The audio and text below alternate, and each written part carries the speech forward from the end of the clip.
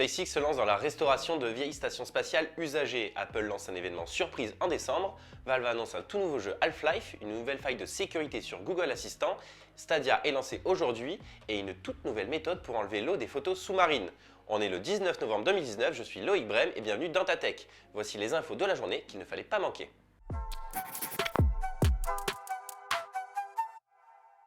SpaceX lance une toute nouvelle mission spatiale pour fin 2020 en collaboration avec Nanoracks. C'est la première société à posséder et à exploiter son propre matériel sur la Station spatiale internationale. Le but étant d'illustrer les avancées technologiques de la firme en rénovant d'anciens espaces de stations orbitales devenus complètement inutilisables. Un robot sera envoyé sur chacun de ces engins spatiaux pour découper les parois en métal de ces zones inoccupées, pour les remettre à neuf. Ainsi, SpaceX devient le tout premier garagiste de l'espace.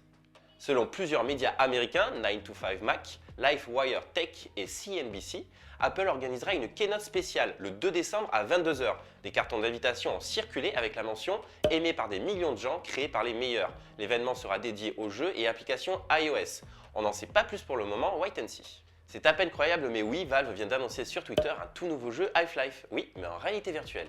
Le jeu sera disponible sur SteamVR et comme son nom l'indique, ce tout nouvel opus mettra en scène Alyx Vance. C'est une jeune femme que l'on retrouve à plusieurs reprises dans la saga et plus particulièrement dans l'épisode 2. Pour le moment, pas plus d'informations, mais on se retrouve jeudi 21 novembre. Des actus concernant le jeu seront dévoilées par les développeurs. Une nouvelle faille de sécurité très grave vient d'être détectée sur Android. Des chercheurs de la société de sécurité Checkmarx ont révélé des vulnérabilités très importantes dans plusieurs appareils. Les principaux concernés sont les smartphones de la gamme Pixel de Google et ceux de la gamme Galaxy de Samsung.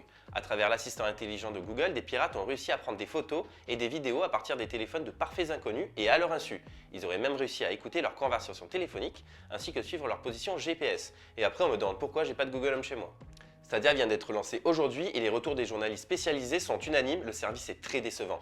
Voici ce qu'il faut retenir, un catalogue de jeux intéressant mais beaucoup trop cher et beaucoup trop de latence en jeu.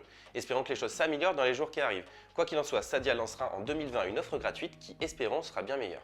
Et la news bonus revient à une équipe de scientifiques qui a réussi à développer un filtre. Pas n'importe quel filtre, ce dernier est boosté à l'intelligence artificielle et permet de retrouver les vraies couleurs des photos sous-marines. Plus de 1000 clichés du même plan ont été utilisés pour réaliser cette prouesse. Derya Akenak, directeur des équipes scientifiques, espère que cette nouvelle technologie sera très vite intégrée à Photoshop pour qu'elle soit accessible au plus grand nombre. Merci à tous d'avoir suivi ce récap et on se retrouve à demain pour de nouvelles Actu Tech.